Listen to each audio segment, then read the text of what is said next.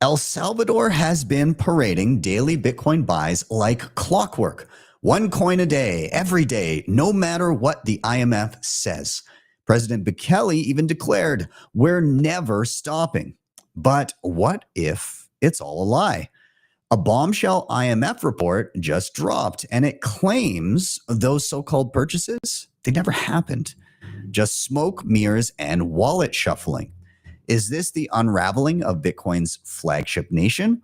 Or is the IMF taking a page straight out of Confessions of an Economic Hitman, executing another reputational hit on a nation that dared defy their control?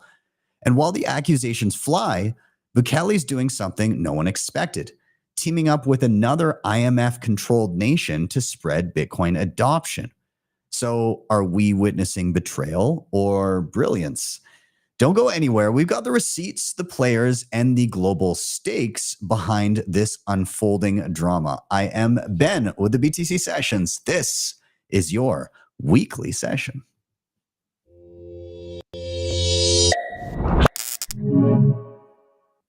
All right. I want to bring in my co-host with the most from Bitcoin Mentor, Mr. Nathan Fitzsimmons. How you doing, buddy? I'm doing good, sir. How are you doing today? Did you see the news? Very recently, the U.S. seems to have passed some things, and of course, Bitcoin ripping back above 120. And more importantly, because this one I thought was really interesting, did you see that the U.K. basically went with like political seppuku? They've decided to go down a terrible path.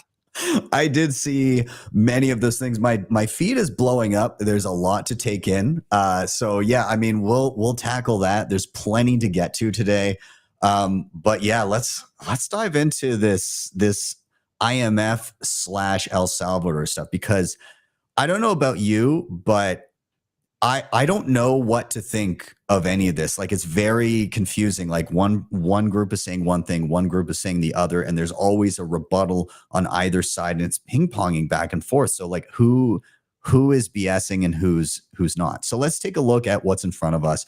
And we're going to need some help from the comments section to hear what everybody's thinking here. But so here is a tweet from Joe Nakamoto. Now, he's not the first one to kind of notice what came out of this IMF report. It was highlighted by John Dennehy of Me Premier Bitcoin. And then Joe dove into this report, which, by the way, this report is damn near 150 pages, I think here. Yeah, 149 pages for this IMF report on El Salvador. So some of the key points here, Joe tweeted, as many suspected, the IMF report suggests rather that El Salvador has not been buying Bitcoin, just reshuffling it internally. The quote is, increases in Bitcoin holdings reflect the consolidation of Bitcoin across various government-owned wallets. Another quote, Chivo does not adjust its Bitcoin reserves. This leads to an increase in net public sector holdings. And then he also added, plus only teeny tiny top-ups are pre-approved to maintain a safety buffer.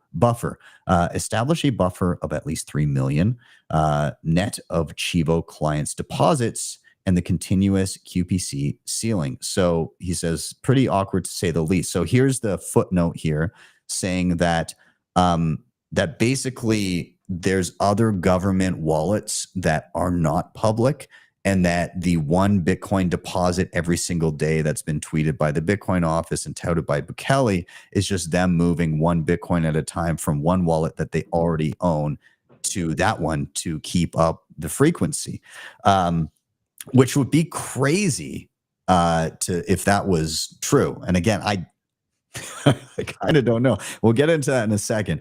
Again, this is interesting. They're talking about Chivo here. So Chivo, that is the government Lightning wallet that now has to be sold on the public market because that's part of the condition of the IMF deal, that the government can't control that anymore. So Chivo does not adjust its Bitcoin reserves to reflect changes in clients' Bitcoin deposits.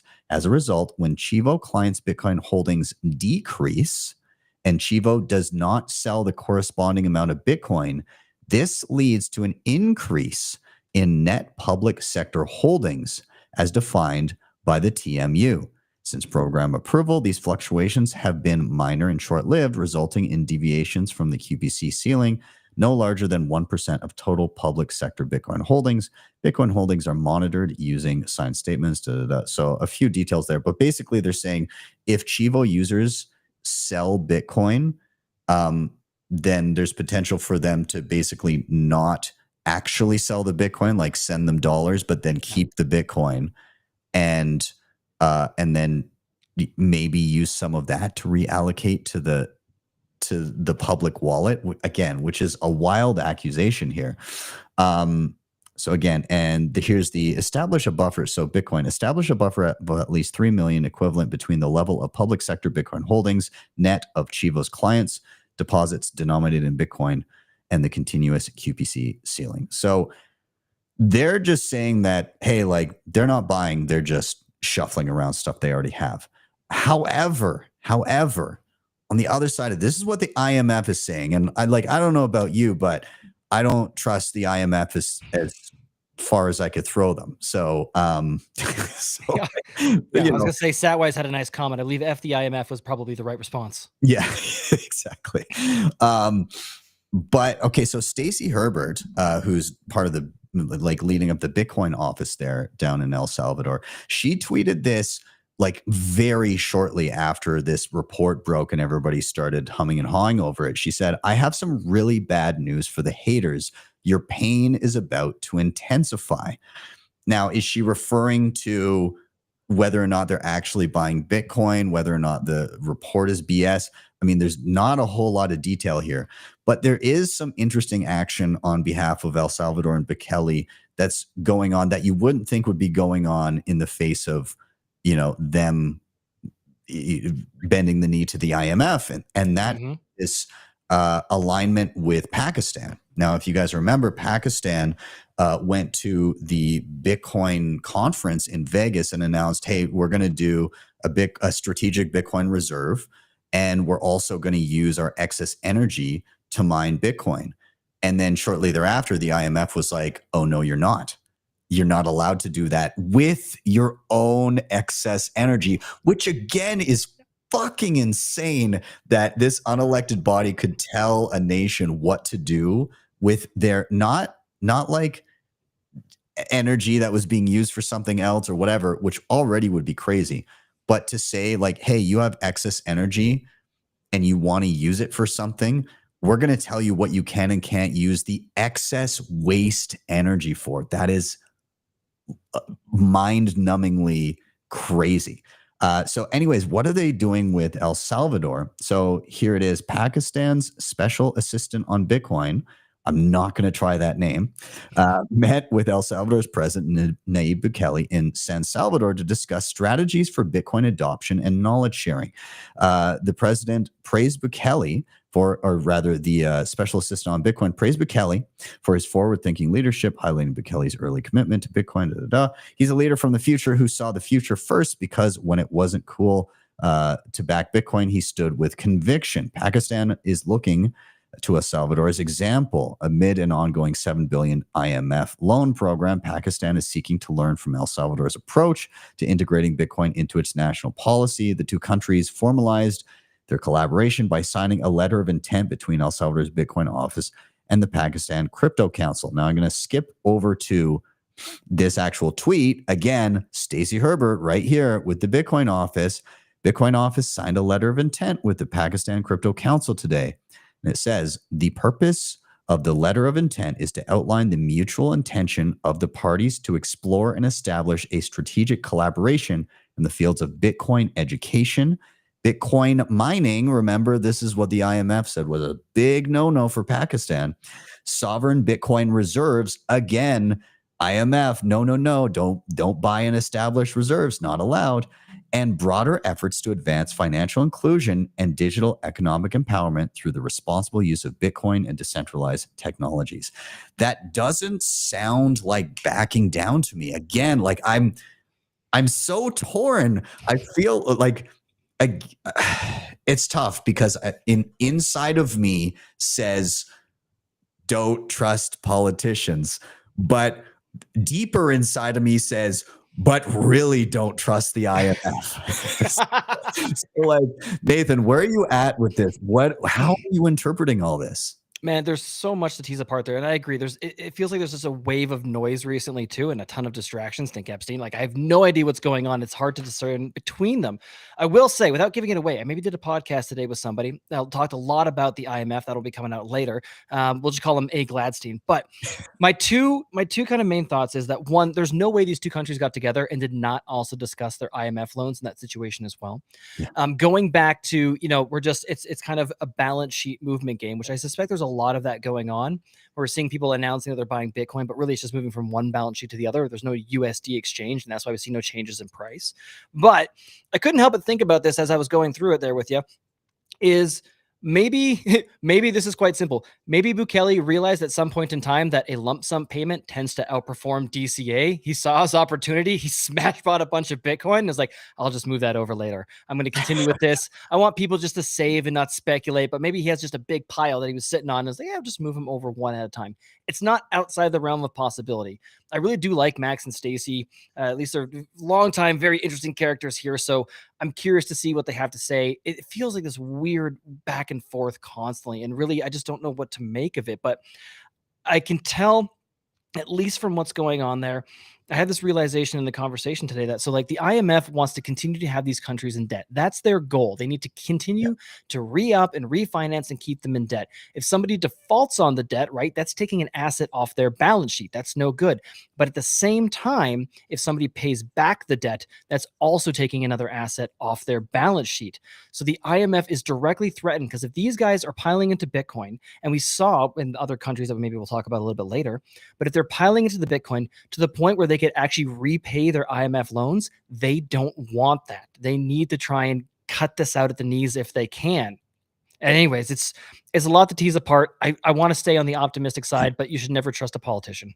Yeah. And we saw some rumblings, speaking of which, stepping outside of the realm of El Salvador's holdings and Pakistan's potential holdings here.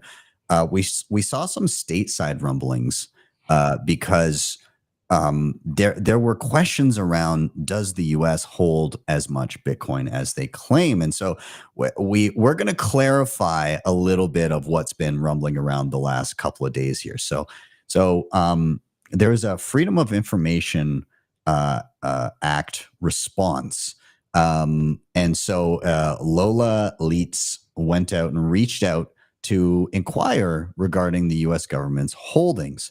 And initially it looked like, oh, geez, these guys only hold like 29,000 Bitcoin. And it was anticipated that the U.S. government held over 200,000 Bitcoin. So that would have been 15% of what they held prior to this, meaning they would have dumped all the rest, which would have been crazy. And Senator Lummis was fuming over it. I'm alarmed by reports that the U.S. has sold off over 80% of its Bitcoin reserves, leaving just 29,000 coins. If true, this is a total strategic blunder and sets the United States back years in the Bitcoin race. And again, this would be blunders to the tune of shit that countries like Bulgaria, we saw people dunking on them earlier in the week. In 2018, they sold over 213,000 Bitcoin, now worth $25 billion, and it would be enough to wipe out the country's entire public debt, which is just wild to think. Right. And I mean, even in years prior, Germany misses out on $3.5 billion because they sold 50,000 Bitcoin. And the article says too early, but we all know that it's always too early to sell your Bitcoin. You can use it, but you should always be saving. But again, I thoroughly enjoy seeing governments shit the bed on their Bitcoin holdings and make bad financial decisions. And it's funny, Carla was just laughing about Germany, like 4 days ago, and then the 30,000 Bitcoin news about America broke, and here she is crying, which is a hilarious tweet. But It all may not be exactly as it seems. And so there was some clarification from the person who actually did the Freedom of Information request. She said, all right, my guys, since we all have our panties in a jumble over the U.S. government, quote, selling their Bitcoin, I'd like to alert you to the fact that there's a difference between seized assets and forfeited assets. The United States Marshals Service? Is that the final S? I don't know. But anyways, the U.S. Marshals is mainly in charge of forfeited assets, meaning assets that have been made property of the government. So the government officially owns those assets. The list I received from the Marshals is a list of BTC held by the Marshals as requested by David Bailey here. The Marshals can be in charge of seized assets, but these can also be held with seizing agencies like the DEA or the FBI, meaning that there may be other custody offices other than with the U.S. Marshals. To the geniuses that have linked Arkham's government wallet tracker, these do not seem to be the Bitcoin that have made the gov's been made government property, at least not exclusively, which means they can't sell them. For example, Arkham lists 94,000 Bitcoin from the Bitfinex hack, but forfeiture, meaning that the government would own it, in that case hasn't been decided, at least last time I checked. That means that the U.S. government has, it doesn't mean that the U.S. has sold Bitcoin. It means that whatever these U.S. Treasury sites estimate is likely wrong, as they don't seem to differentiate between seized and forfeited coins, which TLDR, yeah, there may be 200,000 coins, but the U.S. government doesn't necessarily own all of those. They are holding them, and there's a legal process behind them. And it would seem that 30,000 coins are the ones that are actually owned legally by the government at this point. And again, on-chain analyst Sani EXP clarifies U.S. government does in fact control UTXOs worth 200K. The 29K Bitcoin reported by the Marshals are only forfeited coins, excluded confiscated BTC still held with agencies like the FBI and the IRS. So does the U.S. government have 200,000 Bitcoin? Kind of. I mean, you're making a good point. Yeah. Yes. And why is that, Nathan? Because not your keys, not your coins, good sir. If they're the ones that control the private key to those wallets, regardless of any legal framework, for all intent and purposes, they own the Bitcoin. They're the only ones who control the Bitcoin. And I'm sure when it comes to ruling on whether or not it's them or theirs, the government ruling whether or not the government gets that property, probably going to go that way anyways as well too. So, well, there's the legal distinction between the two. If they control the Bitcoin, they own the Bitcoin. So I would put in the camp of that. Yeah, they have it. It doesn't mean they're necessarily going to do anything good with it, but they have it, at least for the time being. And the other thing that I was thinking about while you're going there is that it's funny. This speaks to me about the idea of like proof of reserves, both with Bukele's visible wallet and then us trying to audit what the U.S. Government actually has. I don't think this idea of people, companies, governments being able to claim ownership over Bitcoin without giving the proof of reserves, I think culturally that'll just become completely untenable in the next, I'd say like 5 years even, that it's going to be expected that anybody who claims like, yes, we've got this much Bitcoin in our company and this much Bitcoin behind our government, it's like, okay, put up or shut up. You're going to have to show us that address. Yeah, exactly. And it may even come to the point of proving ownership by signing messages pertaining to the addresses, right? So, it can get pretty dicey there. I wouldn't trust a lick of what you see online when somebody says that they have X amount of Bitcoin without any sort of proof of reserves. I completely agree. You'd be amazed how many people tell me they bought Bitcoin in like early 2000. It's like, okay, sign a message for me. Yeah, 100%. Well, we're going to, on the other side of the hop here, we're going to be chatting about all of the bills that basically are now more or less passed. They're on their way to Donald Trump's desk for final approval. What are these bills? Why do they matter? What do they mean for the US? What do they mean for Bitcoin? Are they good? Are they low-key bad? We're going to chat about that coming back after the break. We're also going to give away some sats. If you're enjoying the conversation, please do give that like button a smash, and we'll be back in 1 minute. Get your Lightning wallets ready. We'll see you in a sec. Bitcoin Well is the best place to be buying and selling Bitcoin in Canada and the US. And now with Bitcoin Well Infinite, it's also the best place to be making large buys at their OTC desk of over $50,000. Their white glove service gives you fast transactions, no slippage, and the lowest fees. You can scan the QR code on the screen or simply head to bitcoinwell.com/BTC Sessions to sign up today. And you can share your own personalized referral link to earn commissions. If you've been around Bitcoin for more than a minute, you've definitely seen something made by CryptoCloaks. Since 2017, they've been the go-to for badass 3D printed Bitcoin gear, from custom home mining rigs to sleek hardware wallet mounts that make your setup look pro.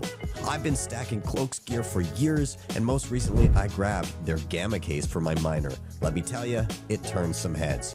You can customize everything, and of course, the legendary Bitcoin grenade, yeah, that's them.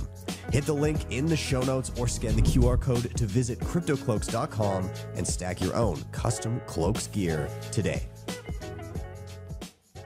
DEBIFI is the best and easiest way to borrow against your Bitcoin in a non-custodial way. Funds are held in a multisig escrow where you hold a key, and the platform allows for excellent hardware like the Cold Card Mark IV and the Q. You have access to flexible conditions, the best rates, and institutional grade liquidity. If you're looking to make use of your capital, don't sell your Bitcoin, borrow against it. You can head over to debify.com to check them out, or simply scan the QR code on the screen.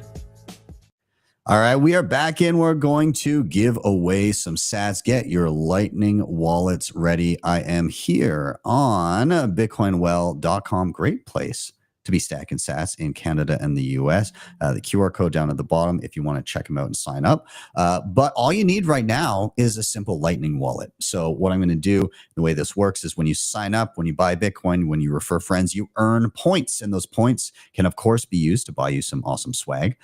Or you can take a chance, toss a coin in the well, and have a chance to win up to 1 million sats every time you do. So we're going to do just that right now. And whoever scans it first with their Lightning wallet will steal the sats from everyone else that's watching the show. So whoever does get these 677 sats today, please let us know in the chat. We love to hear it. And best of luck to you all. If it's giving you an error, you weren't quick enough. You got to be quicker on that draw next time. So nonetheless, let's chat, Nathan. A bunch of stuff just happened. U.S. House passes all 3 major Bitcoin and crypto bills: the Clarity Act, the Genius Act, the Anti-CBDC Act. There's some nuance there we'll talk about in a second. These are all going to Trump's desk, I think, tomorrow. Now, it's interesting because that wasn't the case just the other day, right? No, it looked like this was not going to get through, and some people were pretty pissed off about it. I don't blame them. Like, they should have control of the Republicans, but I guess they, for whatever reason, they couldn't come up with some shady backdoor deal to get it through at the time. They had to reconvene during the evening and then vote again. Yeah. So, I mean, whatever happened, I think Trump had all the dissenting. There were 13 dissenting Republicans that voted no. And he had meetings with 11 of them, if I'm not mistaken, and said that he got the votes to make it happen.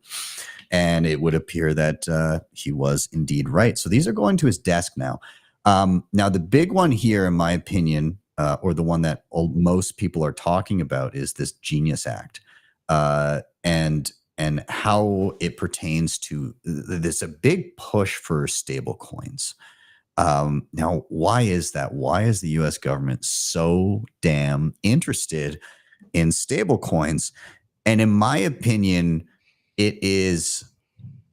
We were talking about this last night on the show for Why Are We Bullish? We had awesome people on. We had Tom from Rockstar Real Estate. We had Leon Wankum, and we had Joe Consorti. And we were chatting about so why this interest in stable coins. We kind of came to the conclusion that this is the final Hail Mary of fiat. And it's the last way to drum up demand for what will likely be the last fiat currency to survive. All the rest are just, it's all going to flow into USD, and then it's all going to flow from USD into Bitcoin. But What do I mean by that? Well, they need people to continue demanding US dollars. And right now, a lot of nations are trying to pull out of the petrodollar system, right? Like there's less demand. People are beginning to buy oil in other currencies. And previously, if you tried to pull that shit, the US would bring you some freedom. Yeah. they would Operation Freedom all up in your country. But that doesn't seem to be the trend. There's not as much power there when it comes to that kind of influence, and large nations have broken away from the petrodollar system, which means a decreased demand for dollars, at least in part. And so the US is seeing the writing on the wall. And I think one of the solutions is, what if we drum up demand for US dollars from anybody that wants access to them easily via stable coins?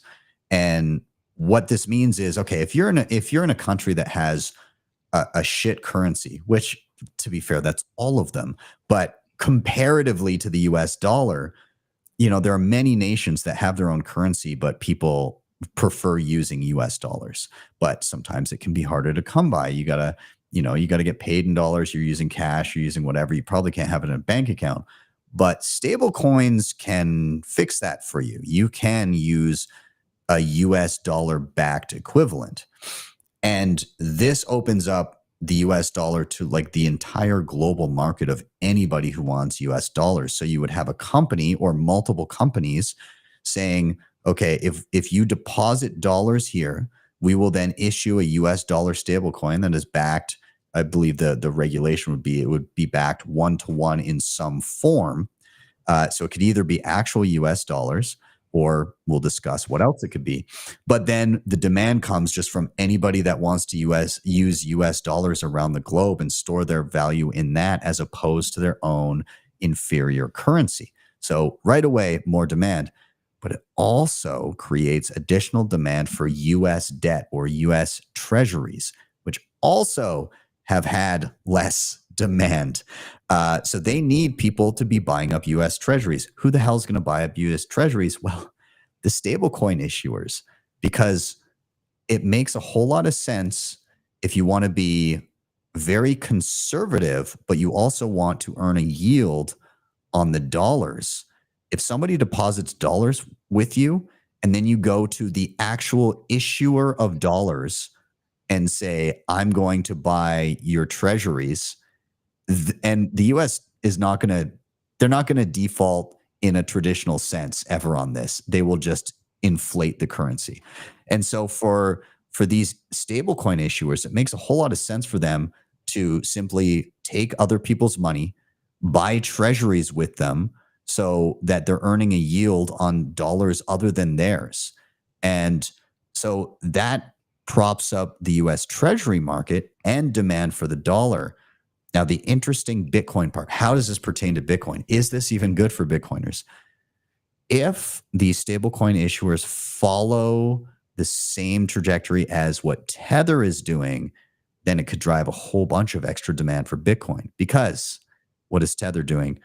They're doing the exact thing I just described, getting dollars, buying US treasuries, earning a yield on those treasuries. What are they doing with the yield? What are they doing with the interest they're earning? They're buying a Bitcoin reserve, because they know that even the game that they're playing is with a dying currency. And so they're using this whole thing to perform a speculative attack on the US dollar and stack sats. And so if you have this happen in mass, could be very good for Bitcoin. I don't know. Do you have thoughts there, Nathan? I do. Even just kind of on that same note and going in different directions as well, there's the demand for even just having banking infrastructure of some kind. Like, I want everybody to go to Bitcoin. I need them to go to Bitcoin. You're going to love it. It's the best. Don't even worry about it. It's huge. It's great. But a lot of people do want those US dollars. And don't forget, there's like the US population, the Canadian population is relatively small relative to the global population. And there's a ton of places out there that don't really necessarily have the banking infrastructure or even remotely like good enough rule of law to trust the existing banking infrastructure.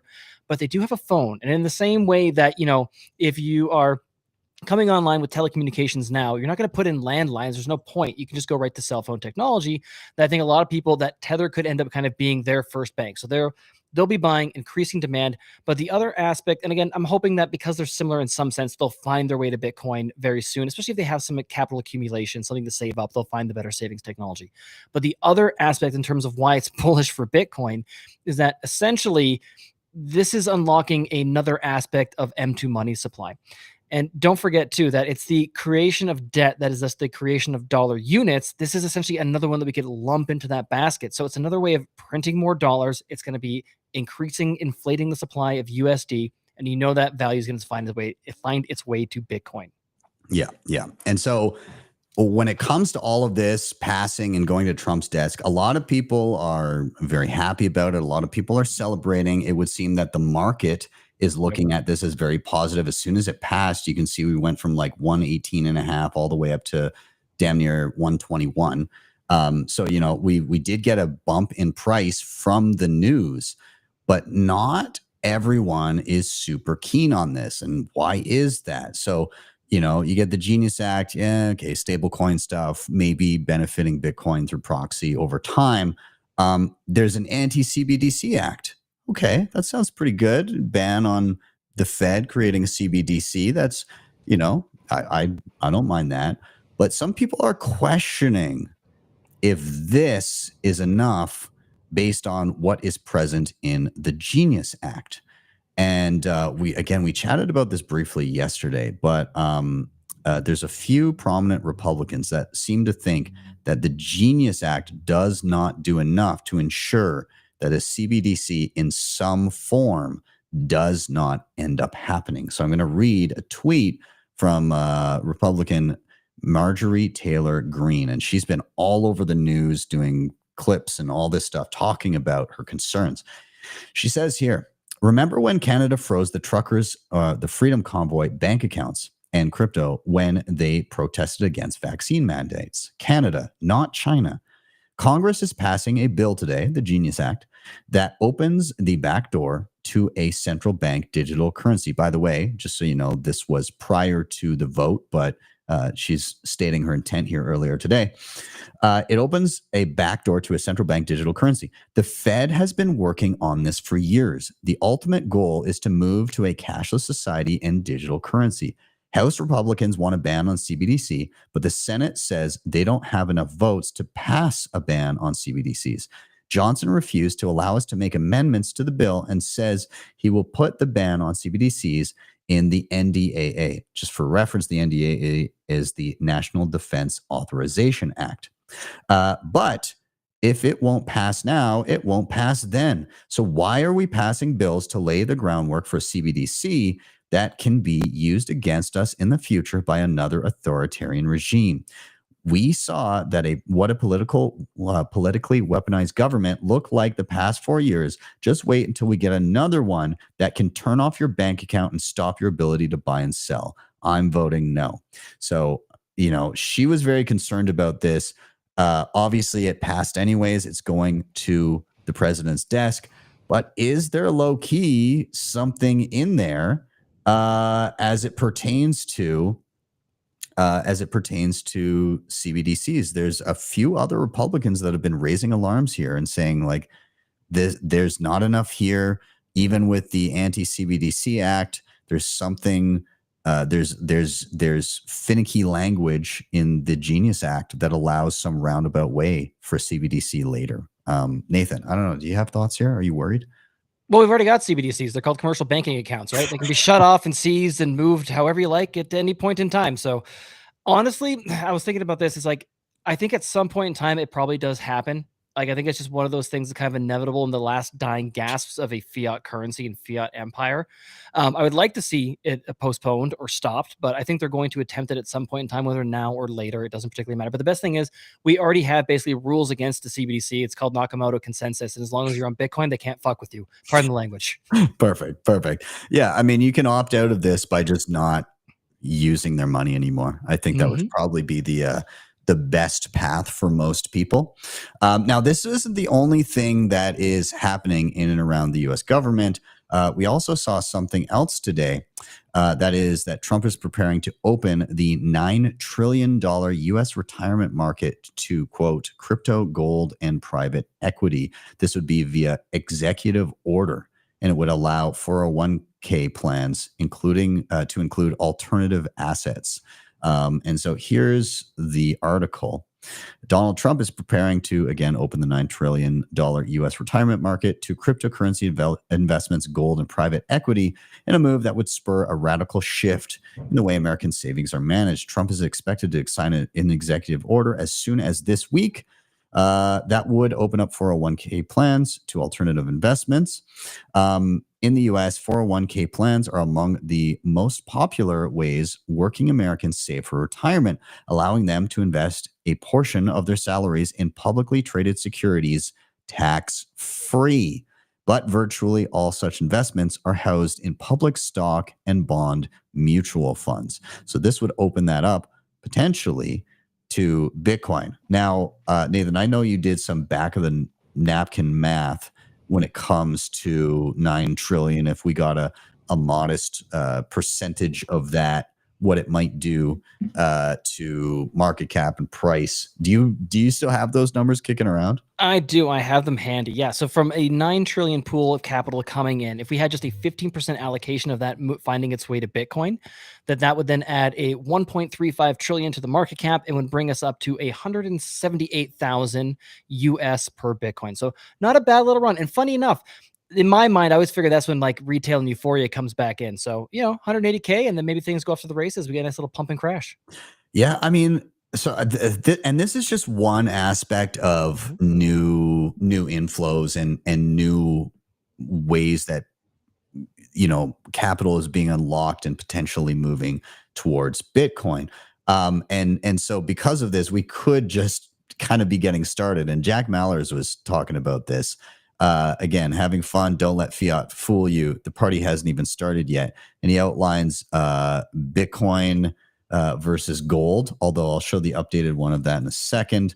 The Mag 7. So what's in the Mag 7? I can't recall. Oh, geez. NVIDIA, Apple, Google, Tesla, I think. I don't know. I'll be completely honest. I don't own a single stock, so I don't even pay attention to it. That's fair. That's fair. But again, like just showing that Bitcoin hasn't even reached an all-time high against those yet.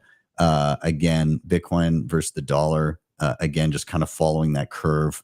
It still looks like it's relatively low. Let's take a look at Bitcoin versus gold right now. So we did pierce an all-time high in gold just in January, but like just we're basically near where right now we're currently basically at the peak of the market in 2021 when priced in gold, which would be a much more reliable pricing mechanism than dollars.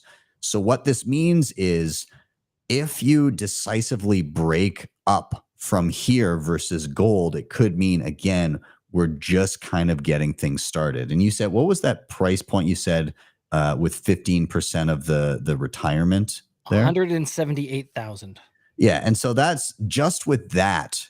It gets us pretty close to Bernstein was predicting that Bitcoin could reach 200K by early 2026. And just with that one influence, we're not far off of that. So I'm not saying exactly where we're going. I'm just saying that there's many, many different things in motion right now that allow many more pools of capital to access Bitcoin.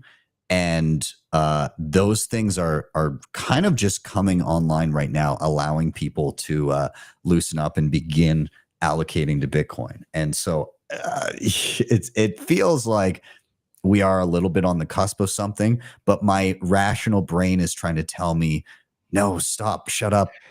Diminishing returns. What are you talking about? Don't disappoint yourself. No. Dream big, Ben. It's going to, if it's not going to 0, it's going to 1 million and then 10 million and then 100 million, because essentially the denominator is going to just crash and burn. But why not, right? I mean, at the end of the day, whether or not I think the Bitcoin USD price is going up or going down does in no way affect my behavior. I have cash that goes into Bitcoin. There's nothing sitting on the sidelines. I'm not going to like get out and get back in. That's a terrible idea. Terrible idea. Just as you always say, add more value, spend less than you earn, and then save the excess in Bitcoin. But that doesn't mean I can't have wonderful little daytime fantasies of like, oh, that would be nice, or I could do this and I can dream. So why not? I think this bull run has been very muted. Again, I know you brought up yesterday as well too, that most people not in the Bitcoin space, they've been almost bored by the lack of volatility.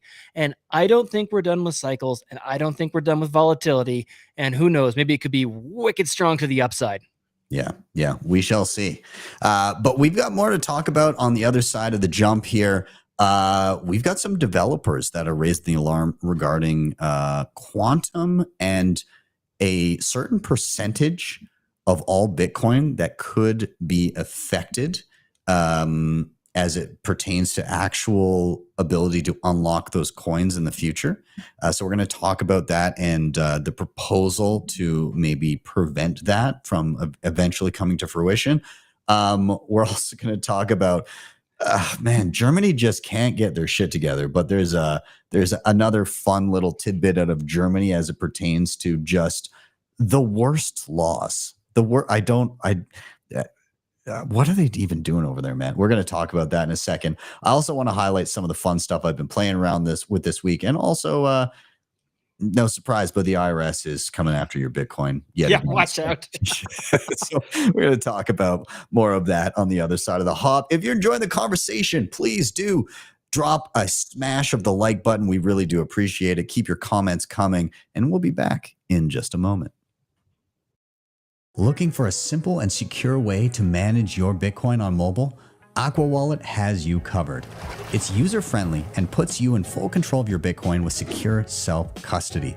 AQUA also supports Lightning and Liquid Network, making fast, cheap Bitcoin payments and asset transfers easier than ever. Plus, it even supports stablecoins, giving you ultimate flexibility. Built on open source code, AQUA is transparent, trustworthy, and perfect for beginner and pros alike. Ready to upgrade your Bitcoin experience?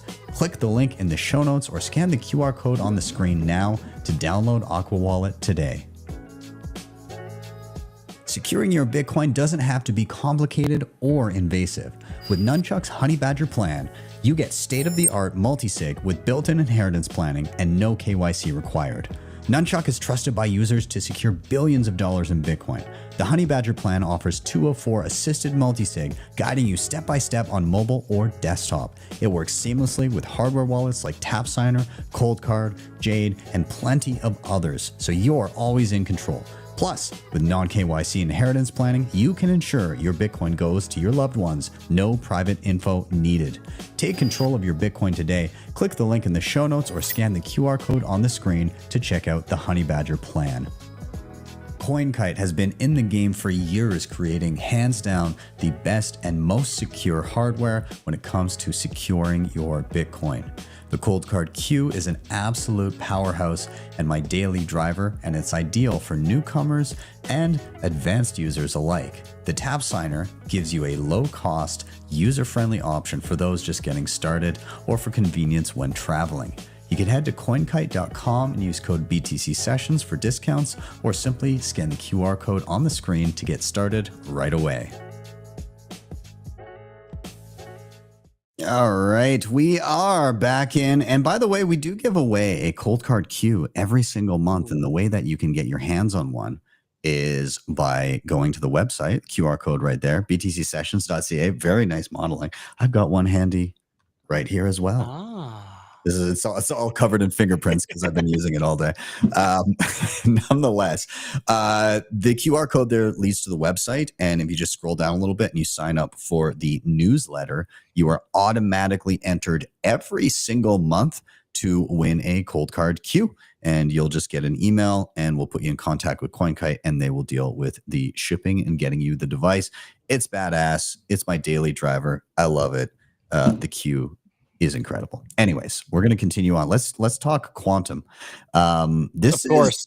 yeah, of course. Now this is actually some developers warning of this, and basically there's a proposal to try and make some of the Bitcoin supply, or all of the Bitcoin supply, quantum resistant, and they're basically saying that 25% of Bitcoin could be threatened right now.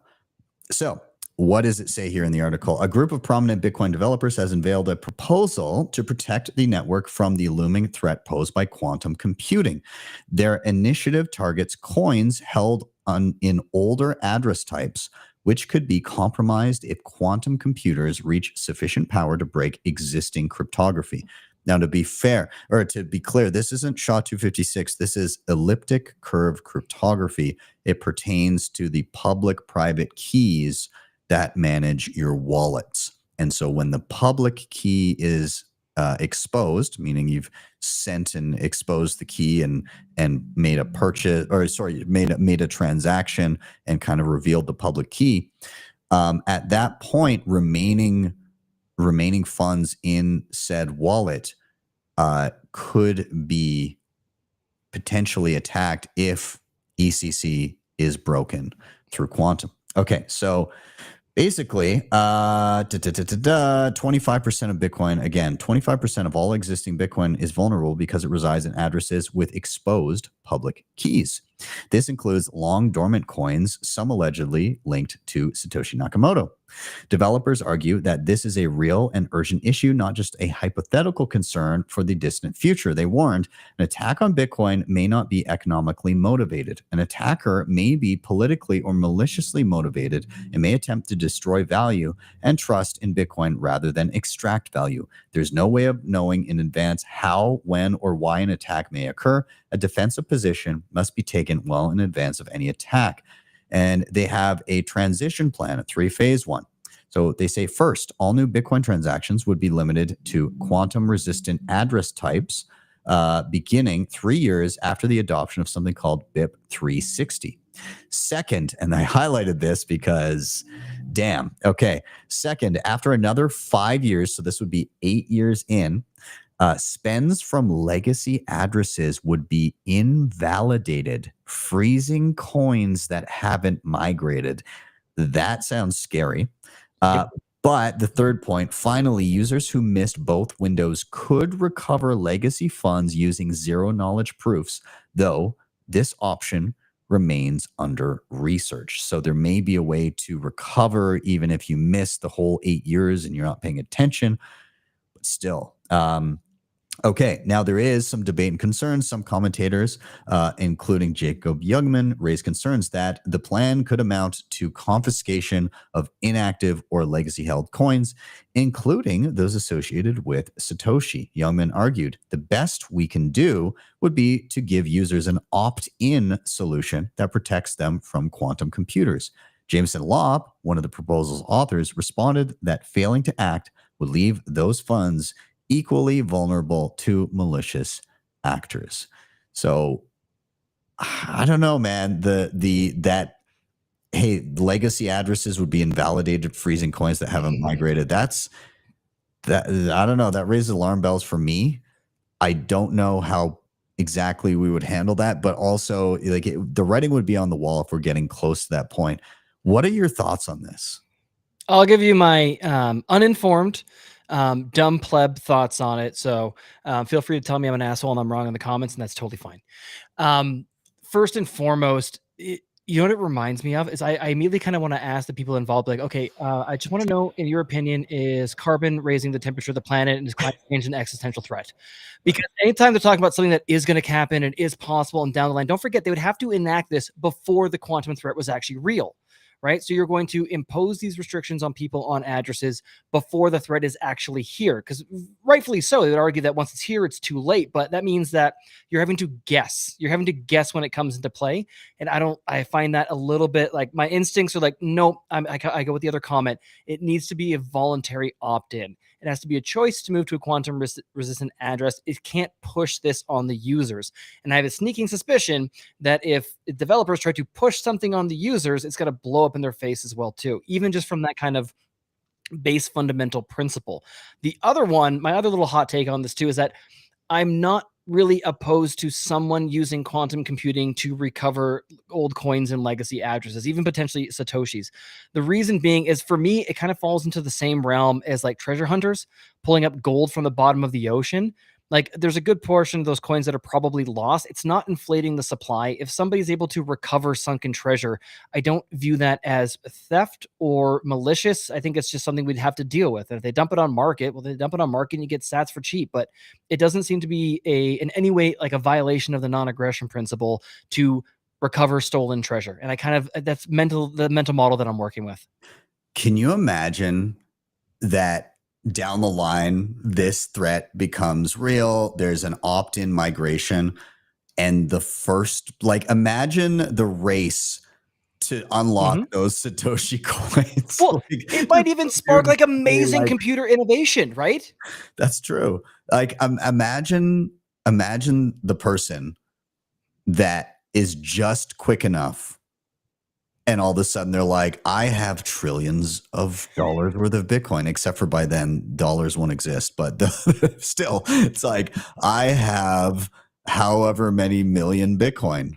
I have, what is it, like 5% of the entire world's money. What am I going to do with this? Yeah, like it's just, there's that would make a good movie. Yes, it would. There's also no reason to assume that it necessarily would be like, it probably could be, it might be, maybe it's the most probable, but it also could be a white hat actor, right? It's possible that someone could get to Satoshi's coins and burn them in an unspendable address, right? We don't know how it's going to play out. And I am always very apprehensive and cautious when people are telling me how things are going to play out. That is based on a lot of speculation, and when as well too. So as long as it's opt-in, I'm cool with it. I'd probably use opt-in quantum resistance. I have no issue with that, but old coins are old coins. Yeah. Interesting. Damn. Okay. Well, can you imagine just when we think volatility is gone years in the future? Oh my God. Wham. Oh my God. That would be a hell of a time. Okay. Now we're talking about Germany shitting the bed yet again. This is from Chris from Cedar. He tweeted out, CoinJoin Chris, German court rules taking someone's Bitcoin via their 24-word seed phrase isn't theft under criminal law because crypto isn't a thing and using a key isn't hacking.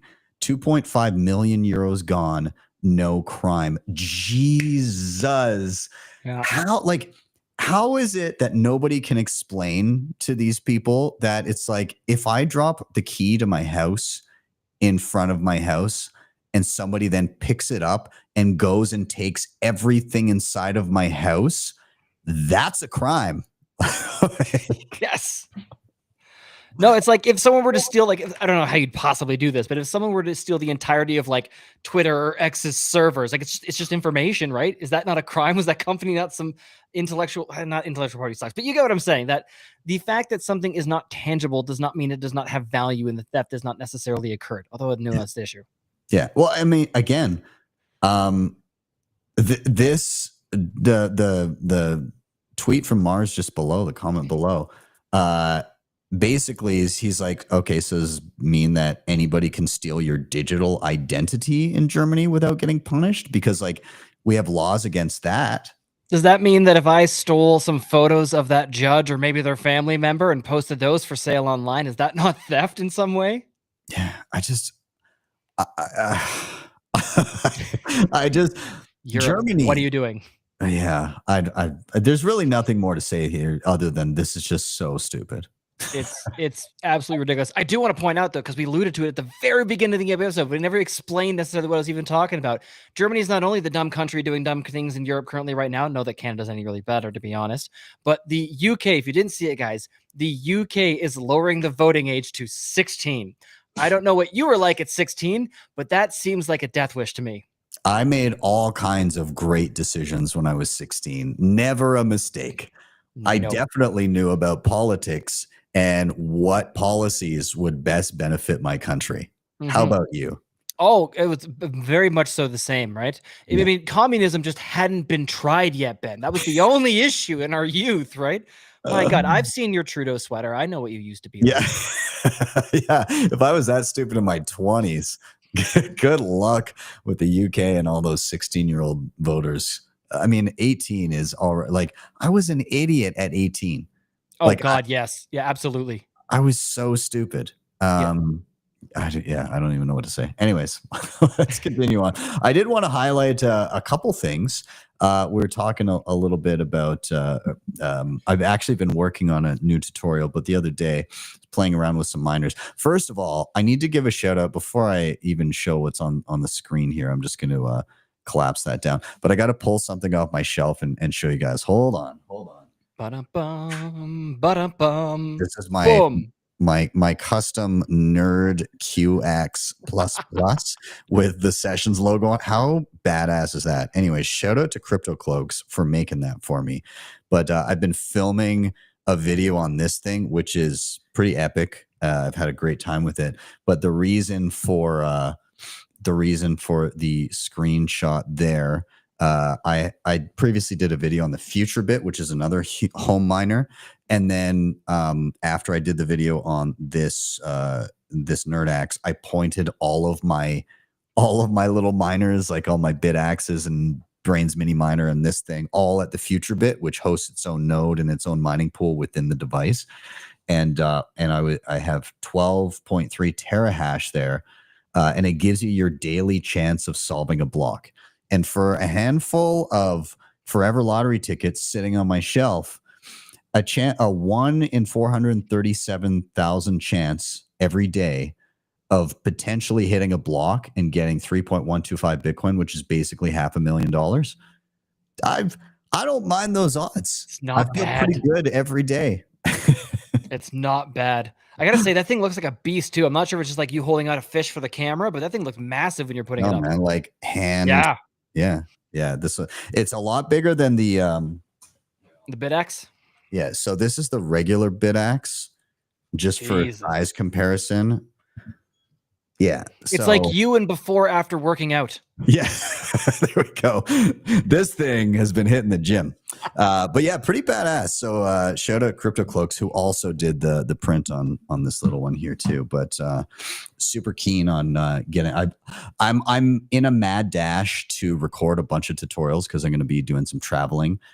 Speaking of which, I'm going to be at Baltic HONEYBADGER in August, which is going to be super awesome. If you're in Riga, come check it out. I was there last year, but before that, I think it was 2019 that I was there. So it's a pretty badass event. I'm also going to be out at, where is it? Learning Bitcoin in Vancouver. So that's August 15th and 16th and 17th, in and around there. There's a bunch of stuff going on. So if you're in Vancouver, swing by and say hi when you're there too. But anyways, I just thought that was kind of cool. And the other thing that I've been working on that I released this week is, it's not Bitcoin specifically, but I'd say it's Bitcoin tangential, just in and around privacy. And as we all know, privacy is important. And we'll touch on that pretty soon here as to why. But Mulvad VPN. So these guys, basically just a nice simple VPN. You can see I've got one open here. And I can, it's not on right now during the show, but oftentimes if I'm traveling around, something like that, it encrypts all my traffic and all that. I like these guys because there's no ID, nothing like that. You don't need to give a name or even an email address. It's just, it gives you like an account number, and you can pay in Bitcoin. So like I paid in Lightning and was able to get my Mulvad VPN. So anyways, I quite like the way, and it's cheap. It's like $5 a month or something. Sweet. So yeah, pretty solid. Anyways, if you're curious about a VPN, or you haven't ever used one and you're just curious how it works, go check out that tutorial. Speaking of privacy, the IRS wants to know everything about your wallets. That's what we call a segue. Yeah, it's absolutely ridiculous. Someone pointed out this to me. Shout out to my brother down south that did that. It was the IRS. It's the 1099 DA for digital asset form that's coming out, and it pertains to year 2025, but it'll be, I think, like enacted in 2026. And they're essentially going to the exchanges and are going to be collecting your receive address information. So yeah, That's fun. That's fun. Yeah. Non-KYC Bitcoin is pretty neat. It's very neat. Now, CoinJoin is great. Make that make things a little bit harder to follow.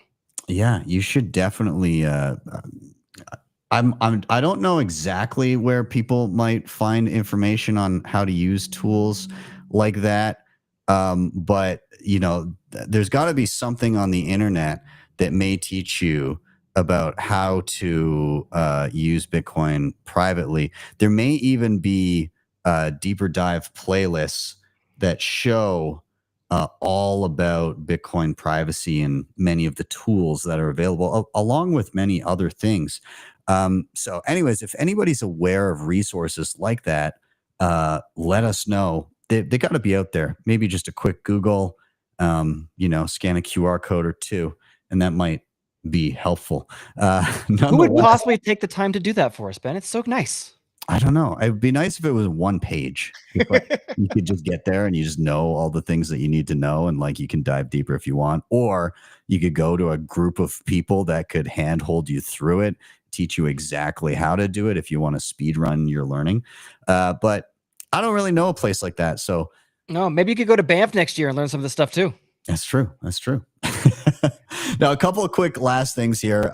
Just if you run a Start9 like myself and Nathan, just a heads up, they tweeted this out earlier. There's a security alert. There's an email circulating to the Bitcoin community inviting people to download a new Start9 desktop app and browser extension. This is a scam. The file is a virus for Windows machines.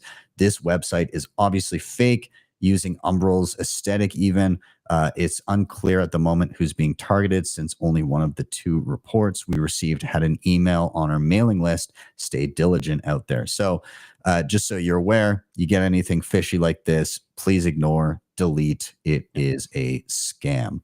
And then Nathan, you wanted to mention something interesting that's been going on in the mempool as of late. Do you want to elaborate on yes, as we can see here with what looks like 1, 2, 3, 4, 5, 6, 7. Is that 6.5? 6.5 blocks just sitting there. Sub 1 sat per VByte transactions are going through. Miners are picking them up because honestly, it's been pretty quiet on the network at the moment. So if you haven't done so already, guys, make sure you're keeping your house in order. You're taking that time to consolidate any small UTXOs. Maybe you want to do some more coin joins. Maybe you want to start using Wasabi and move those to some new addresses. Now is a great time to do that for very, very little. So if you haven't already, privacy, CoinJoin, UTXO consolidation and management, now is a great time when you can sneak things in for 1 sat or less. Absolutely. Well, dude, I think this is as good a time as any to give a tip of the hat and thank everybody for joining in. This was a blast. Again, I will bring up that QR code for real.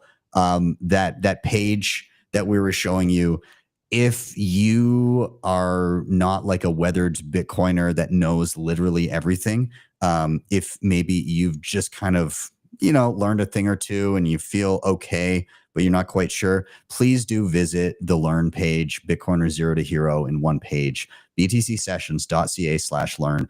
Basically what I've done there is I've aggregated 3 videos per level, beginner, intermediate, and advanced.